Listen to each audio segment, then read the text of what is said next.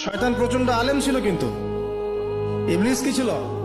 আলেম ছিল। সে কিন্তু আলেম আর আবেদ ছিল। সে ইলম অনেক অর্জন করেছিল এবং আল্লাহ পাকে প্রচুর ইবাদত করত, কিন্তু তারপরেও কেন সে জাহান্নামী হলো? কারণ একটাই, আবা ওয়াস্তাকবারা, সে উদ্ধত হয়েছিল, অহংকার করেছিল। ইসলাম পরিপূর্ণ, এখানে সংযোজন বিয়োজনের কোনো সুযোগ নাই।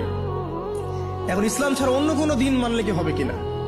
আল্লাহ পাক সূরা আলী ইমরানের মধ্যেই বলছেন, ওয়ামান ইয়াবতাগি গায়রাল ইসলামি দীনান ফালান ইউকবালা মিন। কেউ যদি ইসলাম ছাড়া, এই পরিপূর্ণ দিনটা ছাড়া অন্য কোনো জীবন ব্যবস্থা তালাশ করে, তার পক্ষ থেকে কোশ্চিন কালেও কোনো আমল কবুল করা হবে না।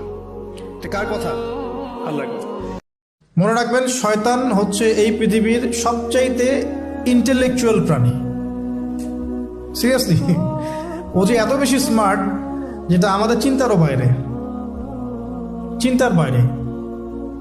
যখন শয়তান সরাসরি মানুষকে পথভ্রষ্ট করতে ব্যর্থ হয়, তখন কিছু নেক্সট সুরত ধারণ করে। দিনী ভাই দিনী বোন, এটা নেক্সট সুরত। দাড়ি টুপি বলা মানুষের মধ্যে এটা ঢুকিয়ে দেওয়া যে আমি তো অনেক আবেদ মানুষ, পরেজগার।